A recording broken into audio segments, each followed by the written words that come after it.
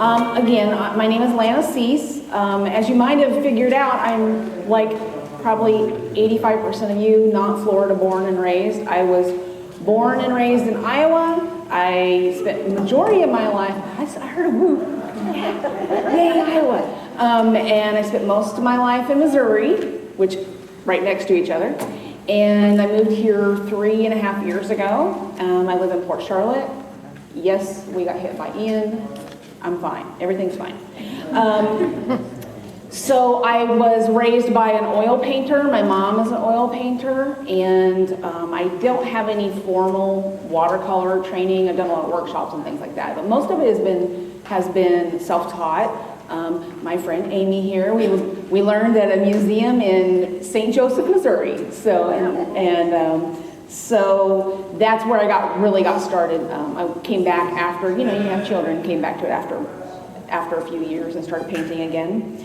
Like I said, I have my signatures in my watercolor societies, and I have my husband Gene. We have between my husband and myself, we have his and mine, but we call them all together. We've got 4 boys. We've got, how many? I gotta count again. 6 grandkids and a great-granddaughter. So there's a lot of us. So, and so today we're gonna talk about a lot of the images that you see today. I was just in Catherine's workshop, I was just in Karen Heidler's workshop, and she painted a whole painting, and I was like, oh wow. No pressure. But a lot of what we're going to talk about today is not the painting, but it's that last 5%. So you're seeing a painting here that I have, and it looks like it's pretty close to being done. But to me, this is not done. I like realism. I want to push hyper-realism as much as I can. And so I spend a lot of time in that last 5% of that painting. I could literally spend 3 or 4 days on that last bit of that painting.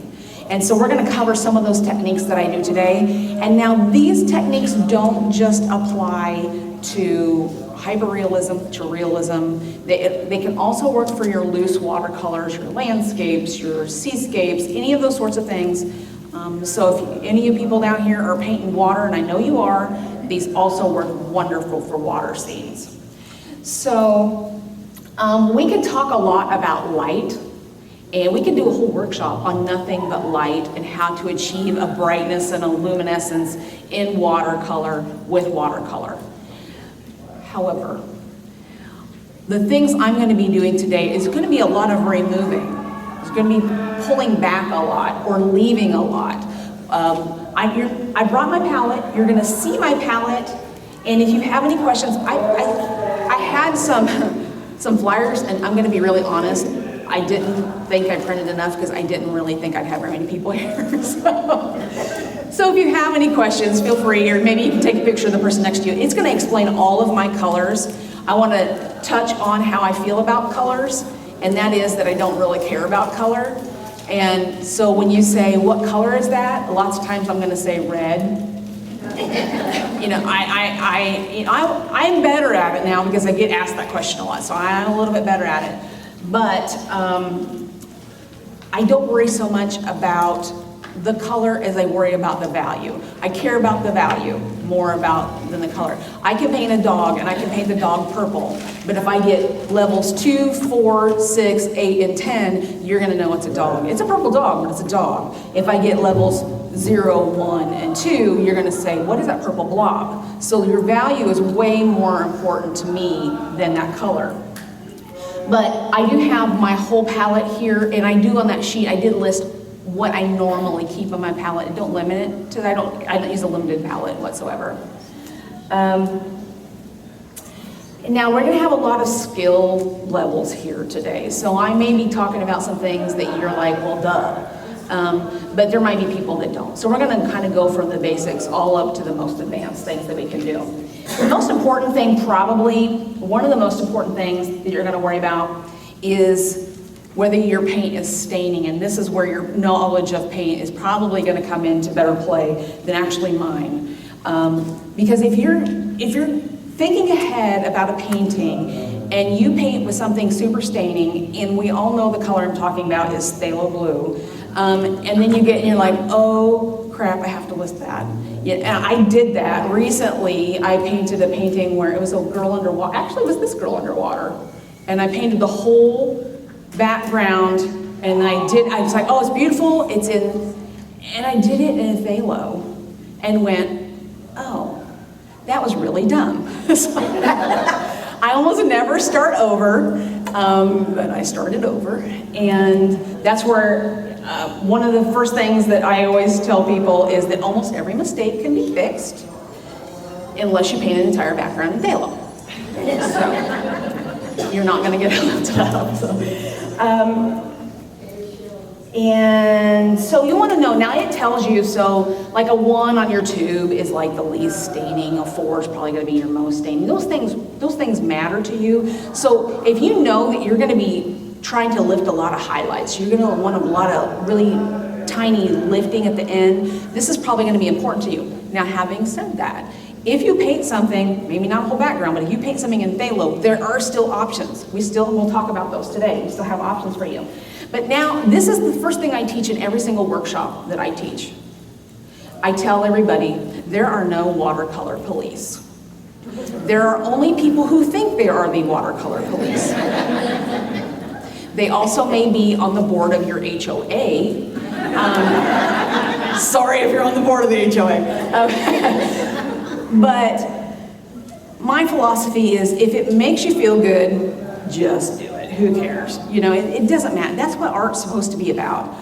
Even as a child, I always thought it was so weird that the art teacher, I'm like 9 years old, and I'm like, the art teacher grades art? That doesn't make sense to me. How can you grade somebody's opinion?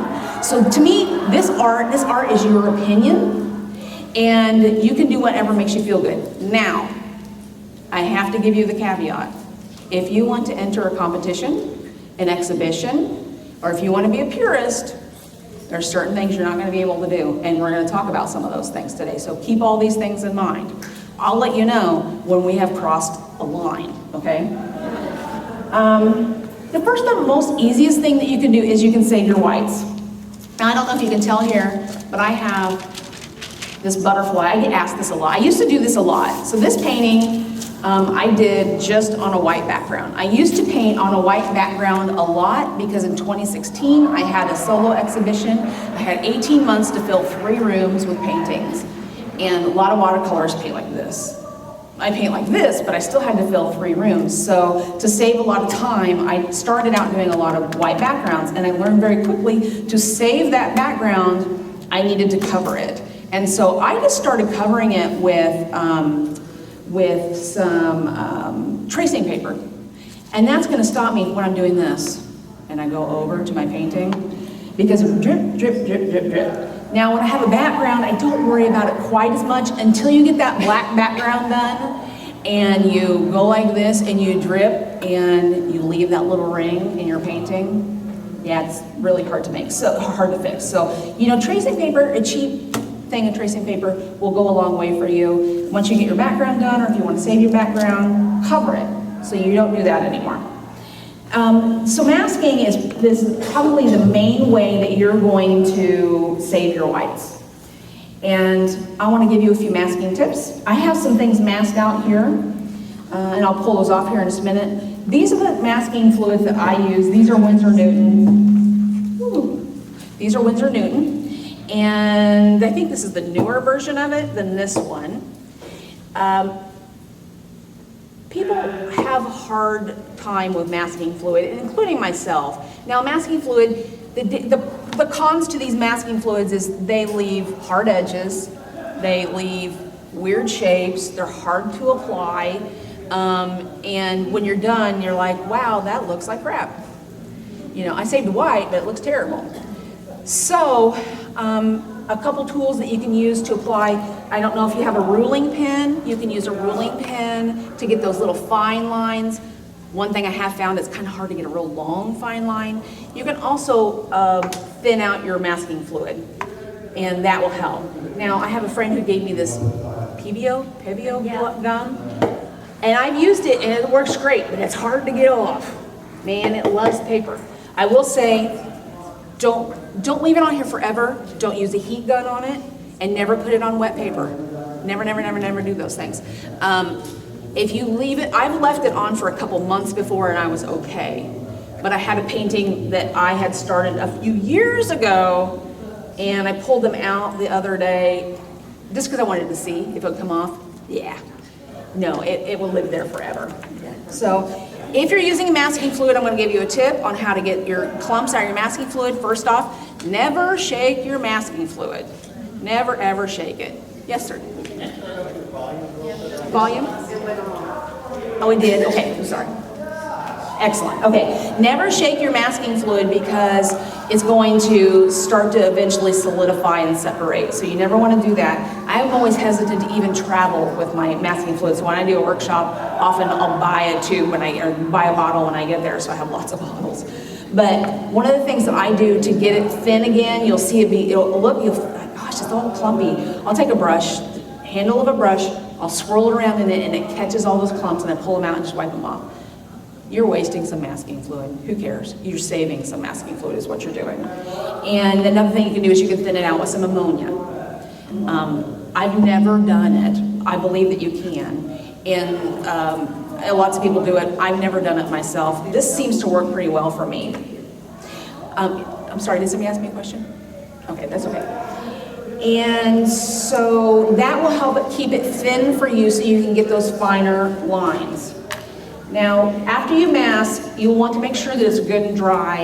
And like I said, never put it on wet paper. Then you want to make sure it's really, really dry.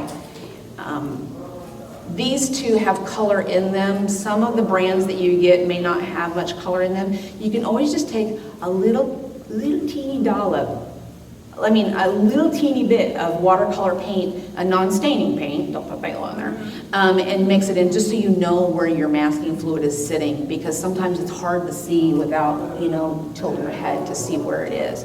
So you can put a little bit of color in it. You can even put a little bit of color in this if it's not enough for you.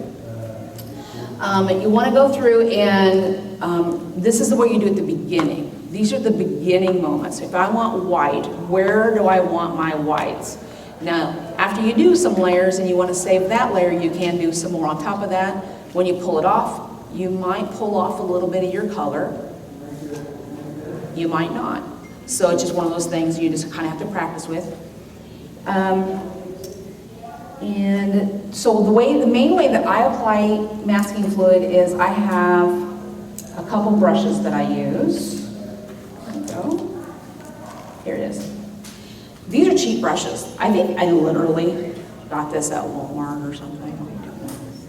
And I also use this for scrubbing. I don't know if you can see how it's got some masking fluid in it. Now, a lot of people will just use this and then that's it.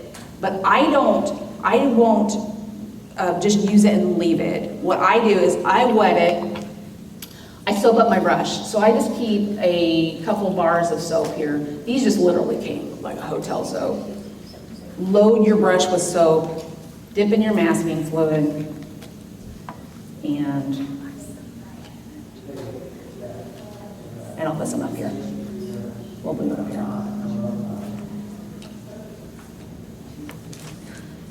Maybe I want to keep a little highlight right there, okay?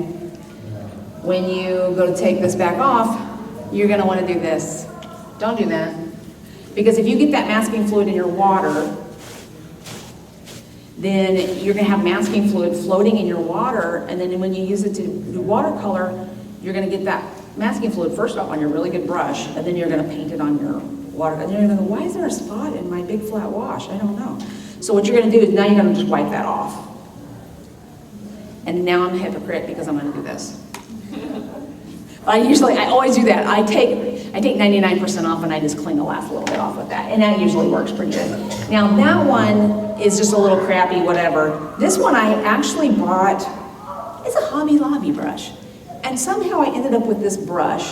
It's like a rigger. I mean, I'm kind of being kind of hard on it, but they're cheap, but it's still not bad. It's still not the worst brush in the world. I'm gonna do like my mom did. And You know, this one doesn't have a very good point on it anymore, but it's good enough once you get it wet. So, and it's got a nice swish to it. So maybe a little bit longer one. And then, like I said, you can also use your ruling pen. And I think probably any supplier has these. I honestly don't remember where I got mine. I had it forever. But you just dip it and then you can make a line with it. Like I said, unless you get a lot on there, it's kind of hard to make a long line. So you want to remember those sorts of things. So the next thing, now we're going to start to lift. Now I have masking fluid on here. And you probably really don't even notice it, but it's there. So right here on this head, oh wait a second, I have a reference picture. Where is it? It's in here.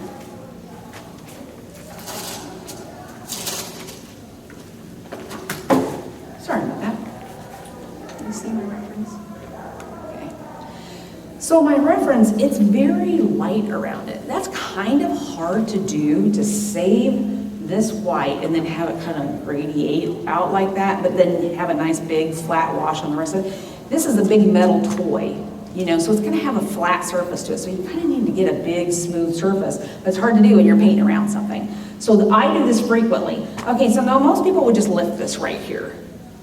And what I was finding when I did that, when I lifted that I would start to scrub it. You know, now you want to scrub it and soften the edges. And what I was doing was I was running my white that I had just saved. So what I do instead now is while that's still on there, I will use a couple different options. This is a horsehair brush from Contemporary Crafts. You probably literally like get these in elementary school. It says round china on it, so and I like, not horsehair, hog's hair brush. And they're just stiff enough that they can give a little bit of abrasion, but they're not too stiff that it's going to tear up your paper. Also, Mr. Clean Magic Eraser is great for this. Only use the original. They have additives in them now. Only use the original, and you can also use an off-brand if you want to, but no additives to it. And then the last one, oh, here we go. These are some Scrubber by Creative Mark. These things are so hard. They will tear your paper to bits. So this is one of those, let's be real gentle, or this is the last thing we're gonna do. I mean, you can tell, I do use this one every once in a while. I'm like, oh dang, I put too much phthalo in it. Have you noticed it's kind of blue? There's a reason for that. It's got phthalo in it. Anyway, so I will always wet this a little bit first. And if you just go in there and you just start scrubbing, you're gonna scrub a lot more than if you wet it a little bit first. This color, this red I'm lifting right here, it's already starting to lift. This is, I believe it's Pyro Red. And that's in Graham, by the way.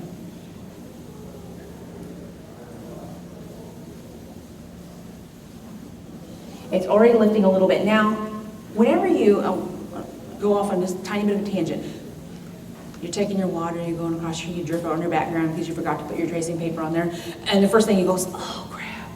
I don't want you to do this. Don't do that first. I want you to take some water and I want you to flood it first and then pick that up. And that's because you're just adding water. If you just press it first, you're going to press that color right into your paper. So I want you to give it a little bit of water first. And that's kind of what I'm doing right here, is I'm doing a little bit of lifting. And then, it doesn't look like a lot yet, but we're gonna get there. The downside to this, and I can already see that this one's doing it, is that it leaves a little bit of a tiny ring around the edge. And another thing you want to be careful with is that you don't want to go crazy and start scrubbing like crazy.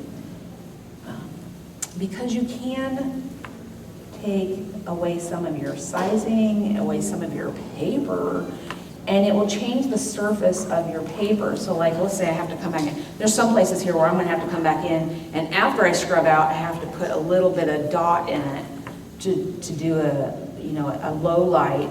And if I do that, I'm gonna, if I've scrubbed it too hard and that new paint touches that, even after it's dry, it's gonna, you know, it's gonna melt out in a weird texture. So we don't really want to do that. We want to be real careful with that.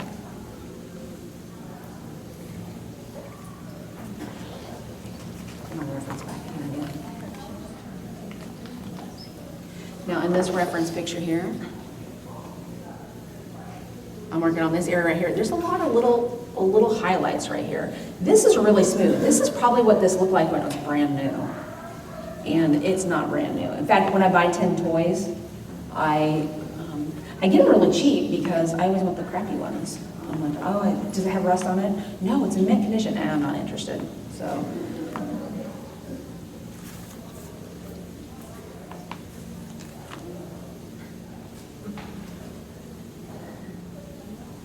And when I lift my water, see I cast off just a little bit into my paper towels. I don't want a big puddle there.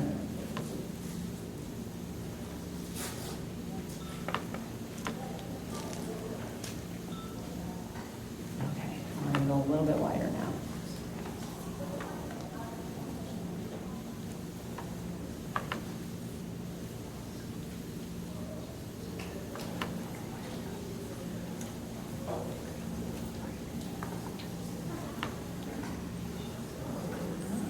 I'm going to let that dry for a minute because I don't want to pull that off while that paper around it is wet. I'm worried that I'm either going to smear something or I'm going to tear the paper. So I'll just let it dry. It won't take very long.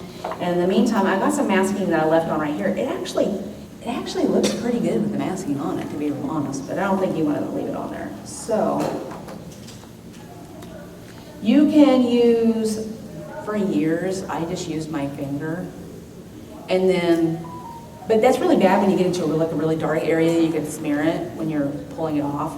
And recently, and sometimes I just use tape. I'll just use a piece of tape and I'll pull it off. And do you guys know Carrie Waller? Carrie Waller's a friend of mine. And she just said, for God's sake, get a masking remover.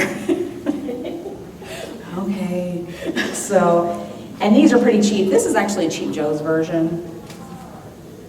But I really, honestly, I kind of prefer tape because you're not smearing, you're not scraping across the painting, you're pulling it up against itself.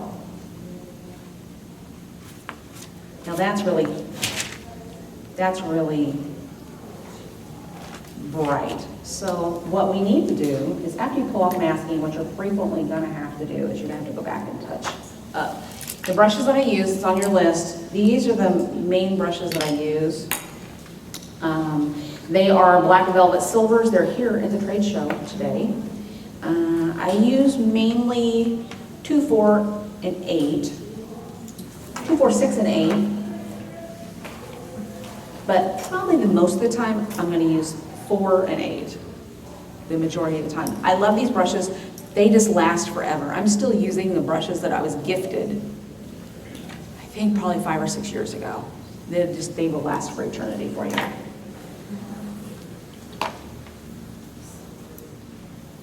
And as you can see, I'm not even really paying attention to what color I'm picking up here. I think that's Pyro Red.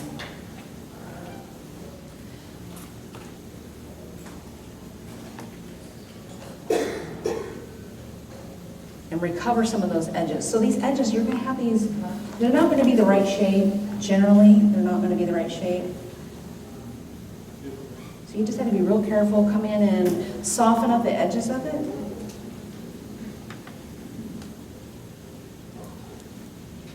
Can you see that okay? Can you guys see those okay?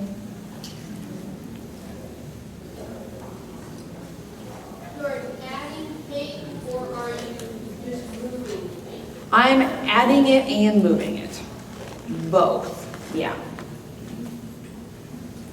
Right now I'm just trying to sharpen up my edges a little bit. And then if I see something that's like a weird shape, you know, like that little rounded end there, I may not like that. I don't like how that's going together. I'm adding a little bit of paint. If I want it to be a little bit not as hard of an edge, then I'll come back and I'll remove some of that paint around that edge. So like down here, maybe it's a little bit softer, so I can just lift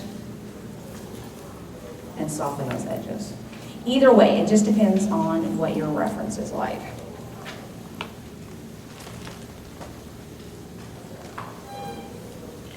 Now, this has got a little bit of shade on it. My black, I'm using my own black here. And my black, I use sepia and indigo. I let it go on the cool side with a little bit more indigo. And I usually use Daniel Smith. That's what I usually use. Okay, I just put my hand in something wet, so you always want to make sure because I dripped. So.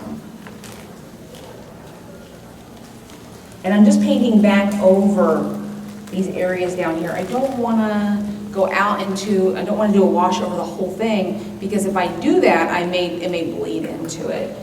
That might be what you wanted to do, but that's what I'm not doing today. I want to keep it because it's a tin toy, it's a man-made object, it has very hard edges and very hard surfaces.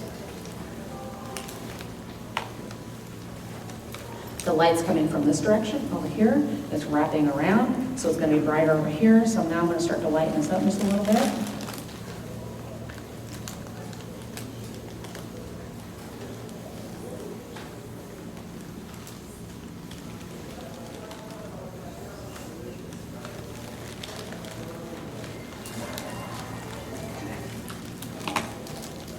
And same thing on this bottom. This was masked out also, I pulled it off last night.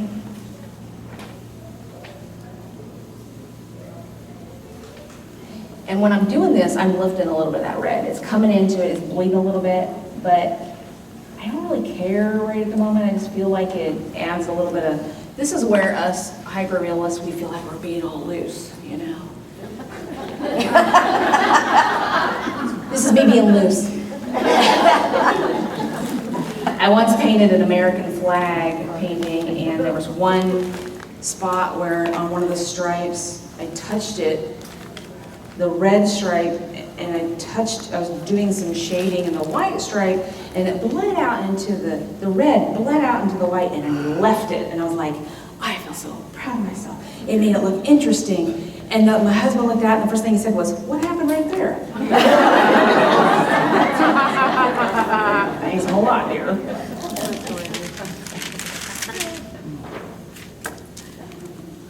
Okay.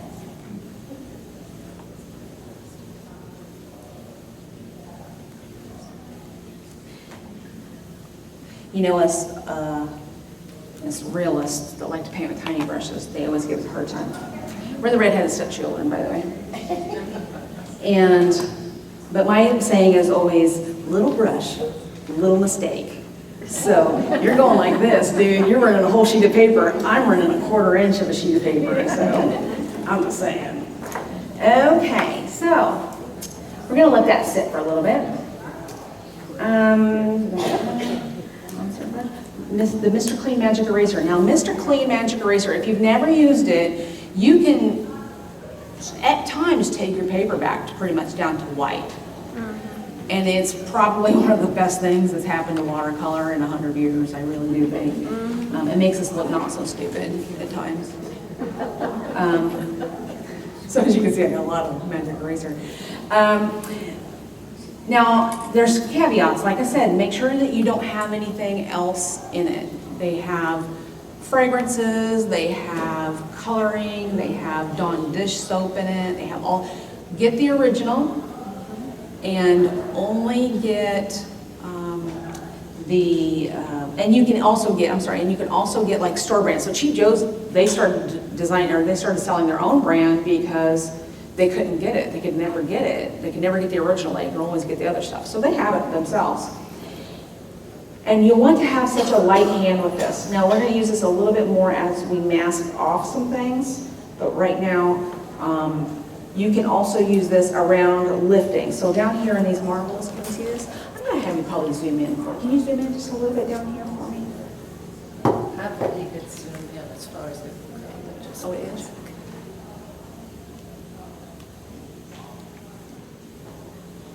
Okay, there we go. I'm doing such small work here, I want to make sure everybody can see real well. Well, the bird's in the way. There we go. Good? Yeah. There we go, that's better. Wonderful. So these highlights down here are all masked out. And so like we said before, we're going to remove some of that around it. to make them shiny. See, those highlights aren't hard edges. They're hardly ever a hard edge. Now, you'll notice what I did was after I wet this, I went and I took some of that moisture out of it, and I also got it off my hand. Never go like this and then be like, and you put your big, fat, wet finger on your painting, and you're like, okay. I say this because I know these things. Okay? So you want to just make sure that it's damp, and then come in, and again, this is already got masking on it, so I'm just scrubbing around it. This is such a small amount. See how much will go on there? This is such a small amount. I'm sure you can see. And what is that you're using? Mr. Clean Magic Eraser. Yeah. And I just tore off a little tiny piece of it. I mean, you can get a box of 3 and it's going to probably last you 2 years. It'll last forever. I should get paid by Mr. Clean Magic Eraser.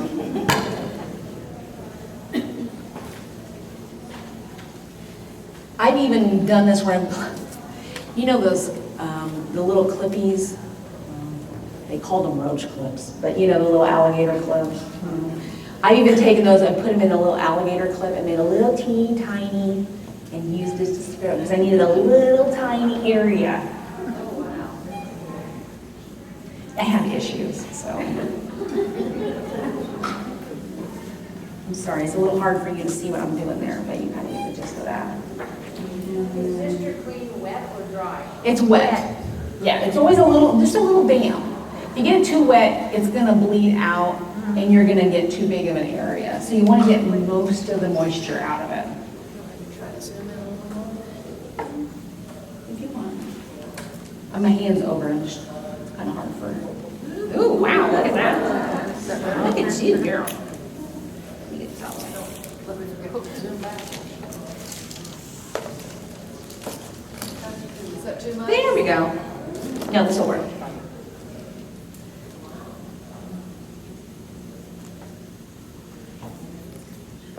And I lift and then I pull that excess because it's sitting there. It's still there. When you didn't pick up, it's sitting on your surface. So I'm going to let that sit for a second. This is dry up here now, so we'll pull this up here. Up here. In fact, I need this to go around the edge just a little bit first.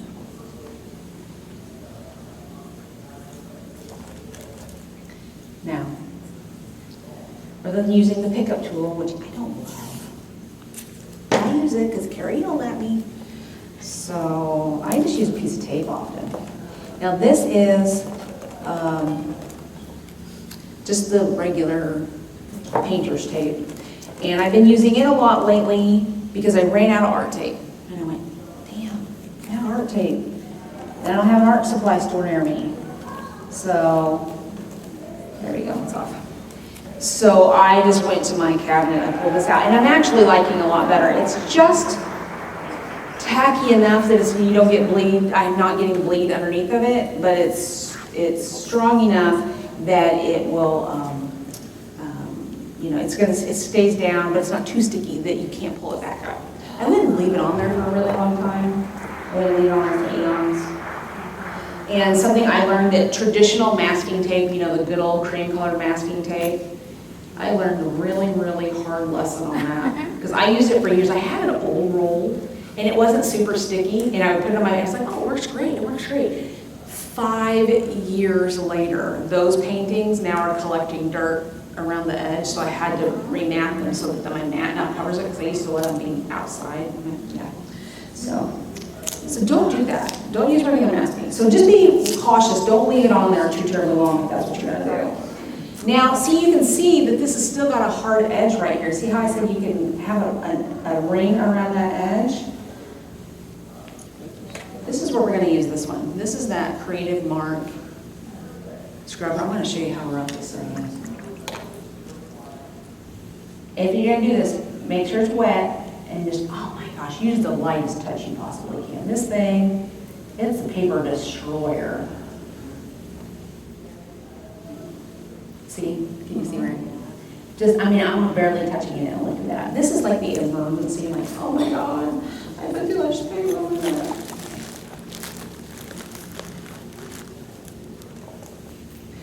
Normally what I'm going to do is I'm going to This is how I paint at home, by the way. I was like, where's my stuff? I have I keep an eraser next to my palette, and that's only there to keep all my brushes from rolling underneath my painting all the time. This is just a little bit more gentle. I'm going to come back and I'm going to remove that edge. I like that a lot better. And as it's sitting there, and the benefit to this is that I've already removed a lot of the loose painting. You know, now I can easily remove that little hard edge. I'm going to leave that because I'm getting ready. I'm scrubbing it too hard. There we go.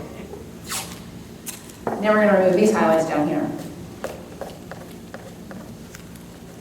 Okay, now we're going to remove these highlights down here. It loves it. I love this area. Just don't do that. Okay. You always want to feel what you got. Because I love when you come back and you're painting. You're like, oh my God, that all looks great. I'm ready to paint this area. And you're like, why is there a big white spot in the middle of my painting? So, done that a lot. And then you have to let that dry. Okay, now, as you can see right here, I used a pencil to draw those highlights, and that's because I'm stupid, and I'm going to paint over it if I don't remind myself to leave the white highlight. So, in theory, I have an eraser right here somewhere. Here it is. And before you do anything, you want to erase your pencil line. If you do that, ask me how I know. Because then you put water on it and you're like, dang, see the pencil line. Mr. Clean Magic Eraser does not work well on pencil, by the way. I put it on the wall the other day and I tried to get it off and it would not take pencil off of paint. So, wall paint. So, okay, so there we go. Now, again, looks like it's done. It's not done. Something's going on there. I think it was still a little bit wet when I erased it. It's fine. It's fine. Everything's fine. Okay.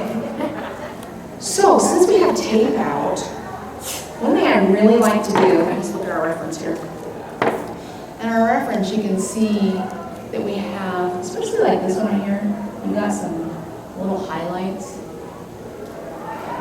Now, if you're a normal watercolorist, you're going to be like, it looks like a marble, but if you're Lana, you're like, it needs more in there. So you're going to want to come back and put more in there. So I bought these years ago. I used to be a scrapbooker. I used to have my own line scrapbook supplies, by the way.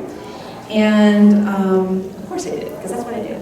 But anyway, so this is a 1/16 of an inch hole punch. This is an 1/8 of an inch. Of course, you can get the standard 1/4 inch. You can get shapes. You can go to the scrapbook section of Hobby Lobby or, you know, Dick Blick or wherever, just whatever store, scrapbook store, whatever. You can find all kinds of neat shapes and you can punch those out of your tape. So you can see how little that punch is.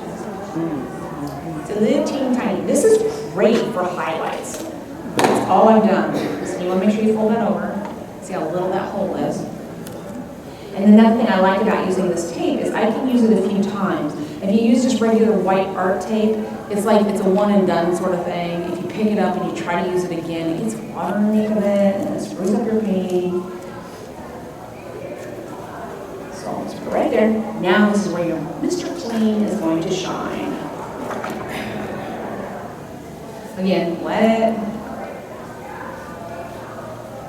dry your hand off.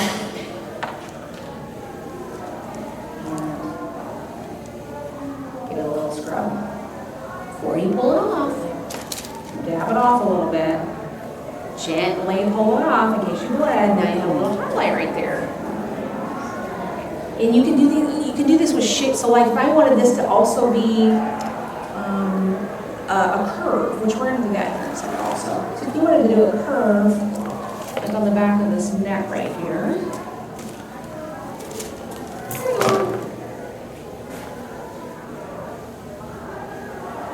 Oh, there it is.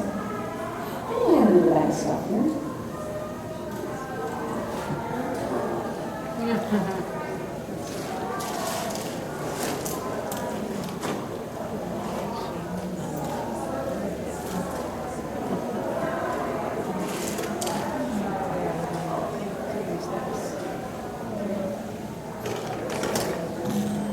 Never mind.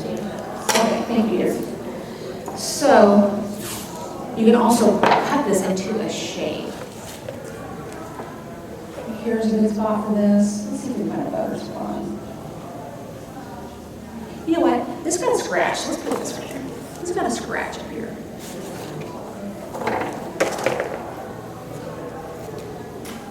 I didn't really have to cut this, but I did. You can just take 2 straight pieces and put on it, but sometimes I cut it because I want to have 2 pieces that's not a straight line. I want them to be kind of, oh, I'm sorry. Hang on. There we go, awesome.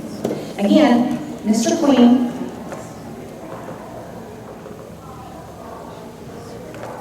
Lift it up just a little bit. And grab it off.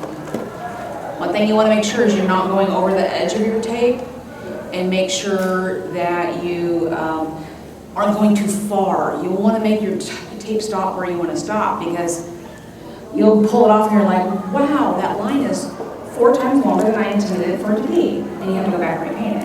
And you'll want to be real careful when you pull off. Never just go rip. Always kind of pull off to the side. I can feel that one is a little wet underneath. So that tape is done. It's gone forever and ever. Now that didn't lift the greatest, so I'm going to go to my next method, which is an X-Acto knife. So I really like using my X-Acto knife for that really, really hard, sharp edge. And it's got kind of all the way, it's the most unpleasant sound. Thank you. It's a little wet. That's the most unpleasant sound in the world, but give it some scratches. I've got some highlights up here. Now, you are still, all of this is still within the rules of competitions and exhibitions. We have not crossed a line yet. This does not cross a line. Some people might say, well, you're not supposed to do that. You're supposed to say your lines. Show me where, and I've said this, show me where it says that. Show me where it says that I can't do insert the rule. Oops.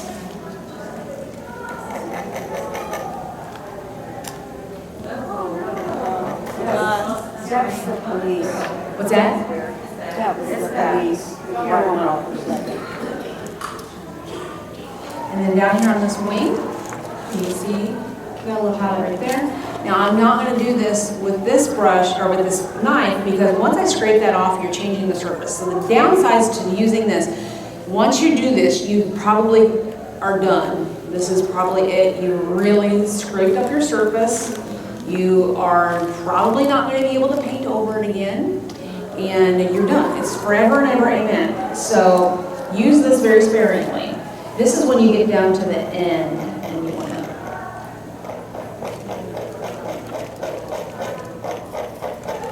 You can also, if you get in there and it's really, you're like, wow, I really, really laid it on there. If you have to, you can also go in and you can cut a piece of your paper out. I probably wouldn't do it on 140-pound paper. I only paint on 300-pound paper, and I would probably still go pretty sparingly with it, very lightly, but you could cut out a sliver of your paper if you wanted to. You're pushing the envelope of an exhibition and a competition. But generally it doesn't say you can't do that. Now, I met somebody recently where they took this even further, and it's crazy pants. She uses a Dremel and she grinds off that top layer of her paper. After she's done, she's grinding and shading, like reverse shading, grinding it off. And I'm like, first off, it's the worst sound in the planet. But secondly, I was like, oh my God. And the first thing I said was, what poundage of paper are you using? And she uses, I believe she said 400 or 500 pound paper. And I said, where do you get 500 pound paper? And so we had a conversation. I don't remember what she told me. But anyway, she said, it's out there. 500 pound paper has got to be rough paper. So anyway, if you want to know who she is, you can send me a message. I just found her on Instagram literally like 4 days ago. And I was like, oh God, I have to tell these people about this. So I have a Dremel. I haven't done it yet. But to me, I'm like, I don't think I've broken any rules yet. Okay? I don't think I've broken any rules. So if you want to, I like exhibitions and competitions. That's kind of what made me a better painter. I'm very, very competitive. And so, sorry, I'm gonna move this over. I'm very competitive.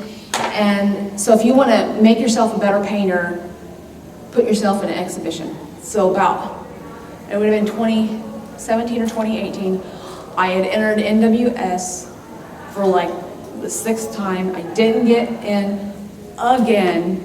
I literally like cried and said, I gave them my best work. And I went out and on a board I used to go to and said, this is my life as Suhek. Do anybody know who Suhek is? From the middle. Suhek, everything goes wrong in her life. I was like, this is my life as Suhek. Suhek never gets nothing.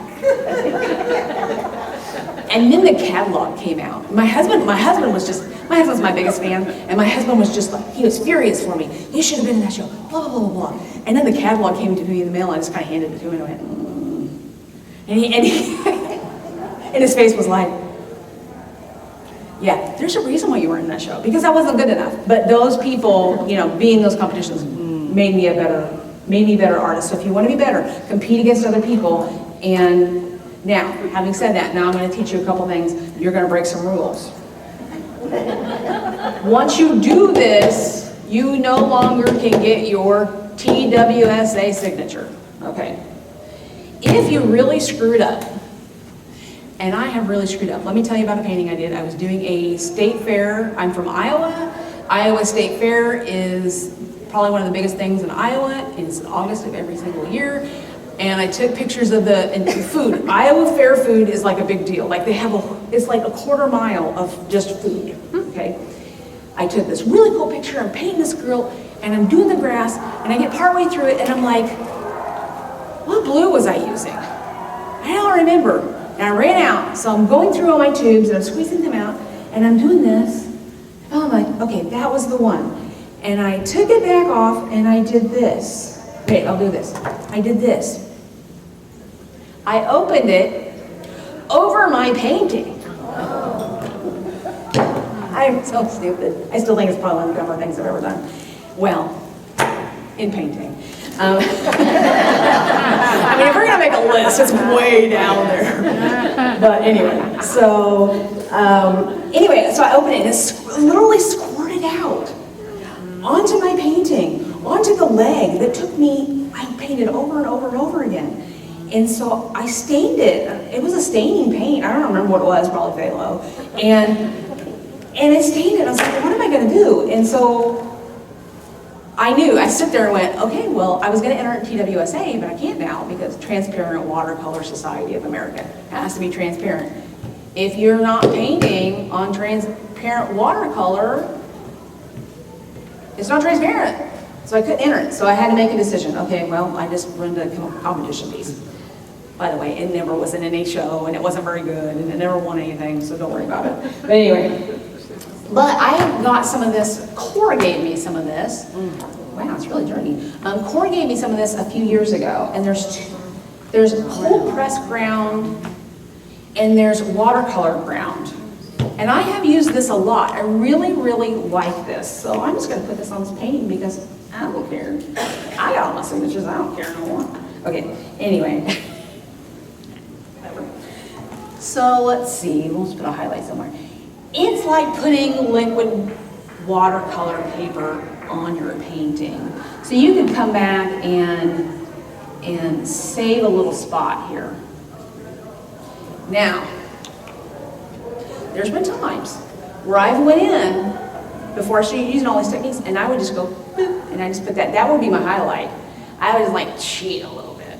Now, technically, you probably should let it dry. I would let this dry 24 hours, and then you can paint over it again. The downside to this is that it has a different texture than your watercolor paper, and it will absorb the paint a little bit different, so you're probably gonna see it. Now, let's go back to that State Fair painting. When I did that State Fair painting, I had to paint to the edges. It was on her leg, so I painted right up to the edges to a hard edge. So if I was gonna do that, let's say I screwed up this eye, I would paint this whole eye and then repaint it. So you're not gonna see, if I just bit beep right there and then tried to paint it, you're gonna see it. If you go up to a hard edge, you're not gonna see it as much.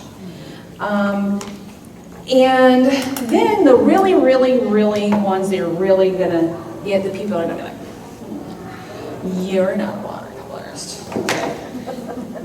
You can, in theory, you can use gouache. I don't really like to use gouache in this way because it's opaque, but it's not opaque enough for me, in my opinion. It's still water media. So anything that's a water media competition, you can still enter.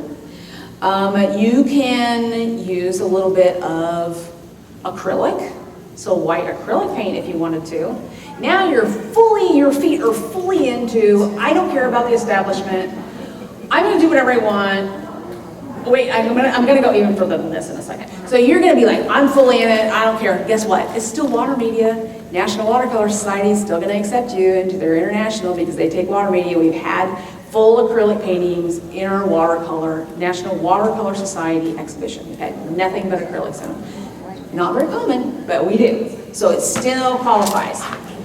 You can also use a watercolor pencil, which I forgot to bring my watercolor pencil. Okay, I'm trying to rush through the last part. Watercolor pencil, you know, that you're pushing an envelope right there. You have to ask yourself the question, is it still watercolor? My answer is, it's right in the name. Yeah, it's watercolor. But somebody might make the argument, but if you just draw it on there, it's a pencil. But if you wet it, is it watercolor? So I say, wet your paper and then draw on it, and now it's watercolor. So, and you can tell, I really push the envelope a lot. They also have a watercolor crayons. This one is Karen Statler. I've had this forever. My husband bought it for me, so let's just really make people mad. Oh yes, sorry.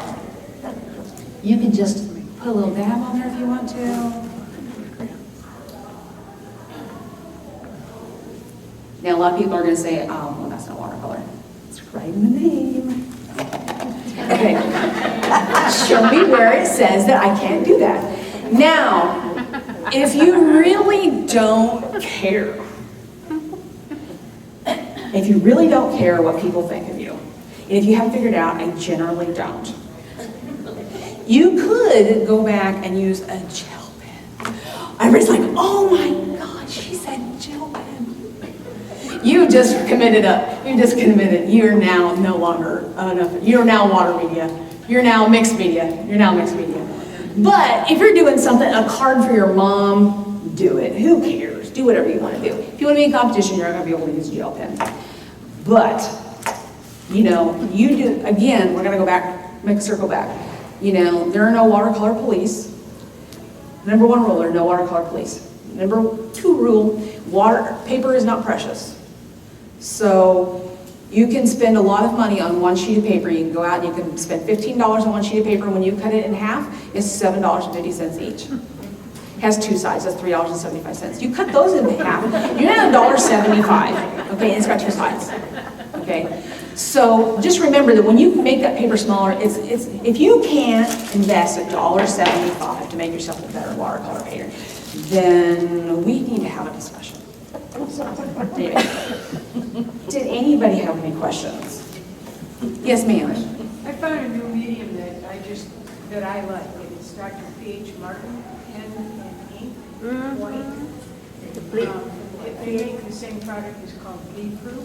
bleed proof one. That's also a white watercolor medium.